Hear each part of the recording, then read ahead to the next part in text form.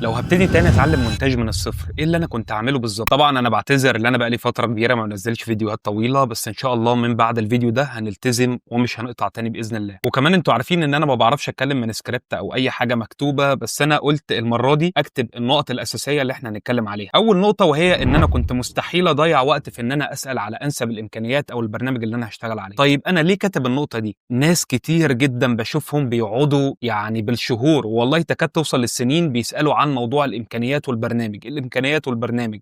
للاسف في ناس بتبقى مش فاهمه، وفي ناس تانية بتاخدها كحجه عشان ما تبداش. لما تساله عن اي حاجه يقول لك طب انت ما ابتديتش ليه؟ يقول لك والله لسه ما معيش الامكانيات اللي ابتدي بيها، لسه ما لقيتش البرنامج اللي اشتغل عليه. فالموضوع ساعات بيبقى مشتت لبعض الناس لدرجه بتعطلهم بالشهور وبالسنين.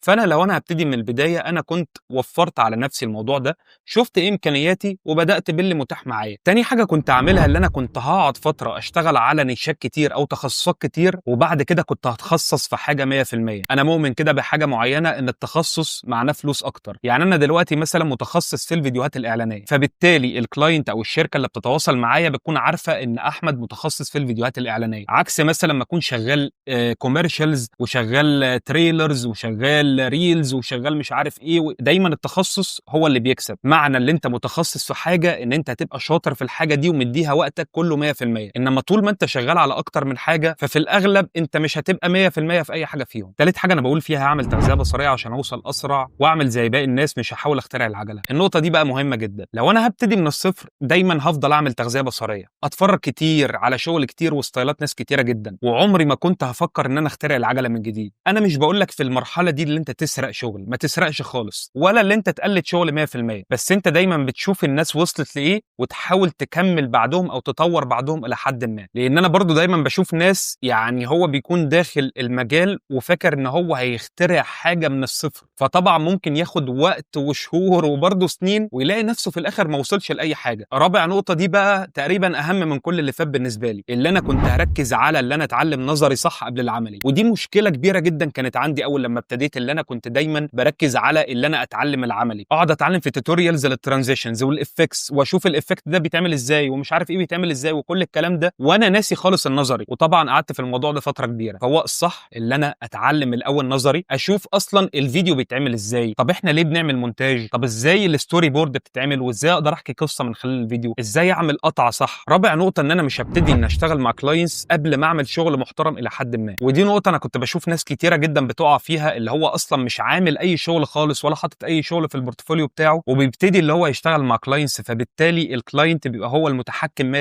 في الاسعار وفي كل حاجه حرفيا. ما انت واحد دلوقتي مش عامل اي شغل وبتروح تقول للكلاينت انا عايز اشتغل معاك. وبرده في عينه تانية من الناس بيكون عامل شغل اي كلام وحطه على البورتفوليو وبيروح يشتغل مع كلاينتس، فطبعا الكلاينت اللي هيقبل النوعيه دي من الناس هيقعد يتحكم فيه وهيطلع عينه. خامس نقطه انا بقول فيها عمري ما هوقف اتعلم واطور من نفسي. الغلطه دي بقى انا وقعت فيها في فتره من الفترات من كام سنه كده، بعد لما لقيت نفسي وصلت لمستوى جامد كان غصب عني، لان انا كنت مشغول وكان معايا يعني كذا حاجه بعملها، وكل لما اقول خلاص انا هخلصها وابتدي اتعلم تاني او هكمل يعني ان انا اتعلم الحاجات الجديده اللي نزلت كان بيجي لي شغل تاني، فالموضوع كان غصب عني. بس يعني عايز اقول لك ان 100% الموضوع هيبقى فيه كسل مني انا شخصيا، لان اكيد هلاقي في اليوم ساعه او ساعتين او 3 ساعات اللي انا اتعلم فيهم حاجه جديده. فلو انا هبتدي تاني عمري ما كنت هوقف اللي انا اتعلم واطور من نفسي. ودي بتبقى مشكله الناس اللي بتتعلم وبتوصل الى حد ما لمستوى كويس، اللي هو بيوصل لمرحله كده يقول لك انا خلاص مش محتاج اتعلم تاني، انا جبت اخر المجال، انا جبت اخر البرنامج. طبعا ما فيش اي حد بيجيب اخر اي حاجه خالص، كلنا دايما لازم نتعلم وكلنا دايما لازم نطور من نفسنا، لان انت شايف في وقتنا الحالي كل يوم في حاجه جديده بتنزل. اخر نقطه بقول فيها هعمل بيرسونال براند او هشتغل على مواقع العمل الحر، والجزئيه دي مهمه جدا. انا دلوقتي خلاص خلصت كل المراحل او النقط اللي انا كنت بتكلم عليها، المفروض الحاجه اللي بعد كده اعمل ايه؟ فمفروض ان انا هبتدي ان انا اعمل بيرسونال براند على السوشيال ميديا، اكونت على الانستجرام، اكونت على التيك توك، اكونت او تشانل على اليوتيوب، او هعمل حاجه على كل السوشيال ميديا بحيث ان انا انتشر اكتر، وابتدي ان انا انزل شغلي واوريه للناس اللي بره دي، لان كل ده الناس لسه ما تعرفكش.